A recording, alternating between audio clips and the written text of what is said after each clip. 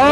อกมาแล้วออกมาแล้วท่านผู้ชมเป็นคู่สิงห์ชนะเลิศคู่สิงห์ชนะเลิศสิงห์ขันของท่านเจ้าเมืองตุลคมประจำปี2025อยู่ที่ท่าน้ำบ้านเกิดใต้เมืองตุลคมแข่งเวียงจันทร์เป็นการพบกันระหว่างอภิมาตัวแทนจากเมืองวังเวียงอยู่ลงน้ำวังมาพบกับแฟมิลี่สมาคมนุกิจนุ่มอยู่ฝากเมืองฟังว่าไผ่จะเอาแซมไปพี่น้องเลยเอาละเว้ยผ่านจะได้แซมตอนนี้ยังตัดสินบ่ได้ผมเอาเหือยังกูกี้สูสีเบียดสิงสู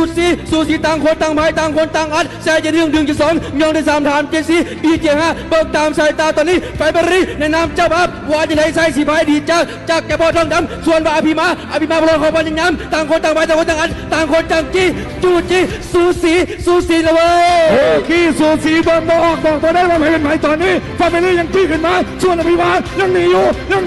มาบอลกันมาประมาณ250 เมตรสุดท้ายไผ่ถ้าเขาเส้นใสเหมือนกันไผ่จะเข้าก่อนกันแต่โบหูแต่เบิ้งดีๆตอนนี้อภิมานำมาเล็กน้อยถึงปานกลางว่าจะหนีตลอดปลอดภัยได้หรือไม่ได้ต้องหามใจแฟมิลี่สมาคมนักธุรกิจนุ่มก่อนตอนนี้เราจะตีแฮกแซกจี้ทันบอทันร้อยมาจะเข้าเส้นใสว่าจะเป็นอภิมาหรือว่าจะเป็นแฟมิลี่ต้องมาติดตามเชียร์น้ำกันพี่น้องมาเบิ้งว่าจะเป็นอภิมาหรือแฟมิลี่ใส่ดีเนื่องกันไปเลยเว้ยเด็กทีมแมตช์สุดท้ายจะเข้าเส้นใสแฟมิลี่จัดแซงแฟมิลี่จัดแซงแฟมิลี่จัดแซงแฟมิลี่จัดแซงแฟมิลี่จัดแซงแฟมิลี่จัดแซงแฟมิลี่จัดแซงแฟมิลี่จัดแซงแฟมิลี่จัดแซงเข้าเส้นใส